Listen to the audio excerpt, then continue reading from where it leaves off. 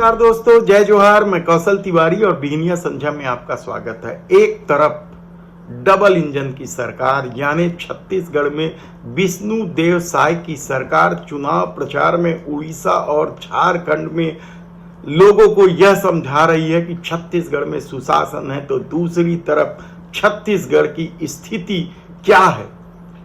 क्या सचमुच यहां सुशासन है?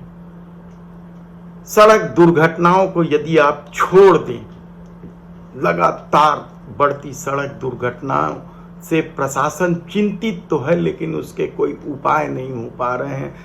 इसकी क्या बड़ी वजह शराब है, क्योंकि भारतीय जनता पार्टी जब सत्ता में नहीं थी और भूपेश सरकार की सत्ता थी, तब शराबबंदी को लेकर कई तरह के सवाल भारतीय जनता पार्टी उठाते रही। और सत्ता में आने के बाद जिस तरीके से अपराध को रोकने में सरकार पूरी तरीके से विफल रही है, तो क्या विष्णुदेव साय के उस चुनाव प्रचार को लेकर कोई बात कही जा सकती है? सवाल ये नहीं है कि शराब बंद किया जाना चाहिए या नहीं किया जाना चाहिए, क्योंकि इस दौर में यानी मोदी सत्ता की दौर में छत्तीसगढ़ के लोग सबसे ज्यादा परेशान रेलवे को लेकर भी रहे हैं। आए दिन कभी भी ट्रेनें रद्द कर दी जाती है और जिसकी वजह से स्टेशनों की स्थिति किसी से छिपी नहीं है। जिस तरीके से मारामारी धक्का मुक्की के बाद किसी तरीके से सीट मिल पाती है, उसके पहले स्टेशन में ही सिर्फ खड़ा होने या बैठने के लिए लोगों को किस तरीके से जद्दोजहद करना पड़ता है, वह भी कम हैरान और परेशान करने वाला नहीं। लेकिन सरकार का दावा है वह सुशासन चला रही है। तब ऐसी परिस्थिति में लगातार बढ़ रहे अपराध को लेकर क्या पुलिस विभाग कुछ नया ठोस कदम उठाएगी, कहना मुश्किल है, क्योंकि पुलिस बल की कमी का रोना हमेशा ही पुलिस प्रशासन करते रही है और सरकार का अपना दावा है। लगातार अपराध बढ़ रहे हैं और उसे रोकने के लिए अब पुलिस ने नया तरीका इजाद किया है। लूटपाट, हमला जैसी घटनाएं भी होने लगी है, हत्या तक की घटनाएं होने लगी है और बलात्कार के भी आंकड़े बढ़ने लगे हैं। तब पुलिस ने निर्णय लिया है कि अब वह ऐसे पुराने अपराधियों की जमानत रद्द करवाने के लिए न्यायालय में अर्जी लगाएगी जिनके खिलाफ चोरी, हत्या जैसे कई मामले दर्ज हैं। तो क्या इससे अपराध रुक जाएगा, या रात को 11 बजे सारी दुकानें बंद करवा देने से अपराध रुक जाएगा? कहना इसलिए बेहद कठिन है क्योंकि जिस तरीके से पुलिस के ही संरक्षण में अपराध फल फूल रहे हैं, कहा जाए तो गलत नहीं होगा। सट्टा, जुआ, शराब की तस्करी, अवैध शराब, सब कुछ तो पुलिस के संरक्षण में होने की चर्चा होते रही है।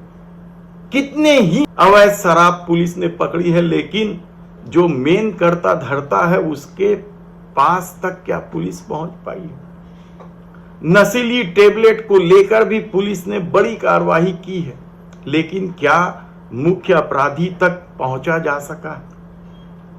तब ऐसे में शराब ही यदि सब बुराई जड़ मानती है सत्ता, तो फिर शराब को नए सिरे से पैसे कमाने का जरिया नहीं बनाया जा रहा है।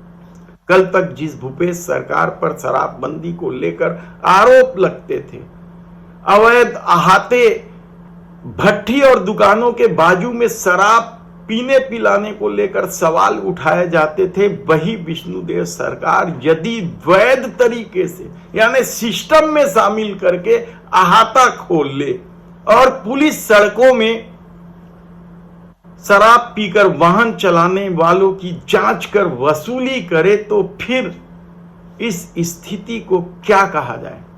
जंगल राज कहना यह गलत होगा, क्योंकि अभी विष्णुदेव साय को सत्ता संभाले मुश्किल से 6 महीने हुए हैं, लेकिन शराब को लेकर जिस तरीके से बवाल मचा है छत्तीसगढ़ में।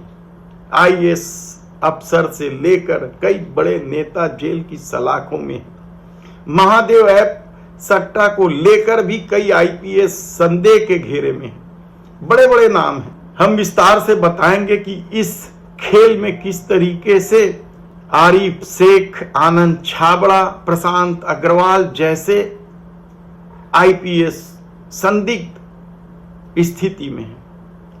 परिवहन कोयला घोटाले में दीपांशु काबरा जैसे सीनियर आईपीएस भी घेरे में हैं।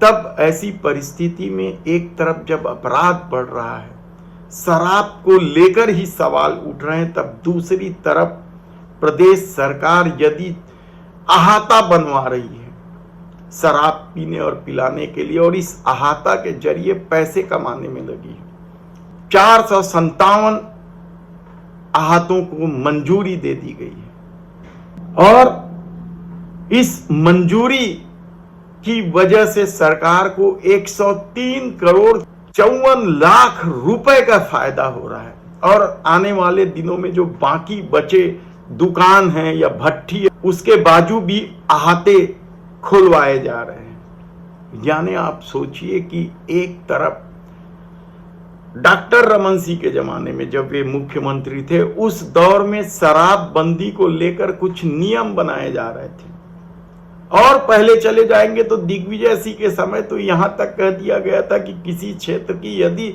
आधी आबादी यानी महिलाओं का 50% महिलाएं शराब भट्टी या शराब दुकान हटाने के लिए आवेदन देती हैं तो शराब दुकानें बंद कर दी जाएगी।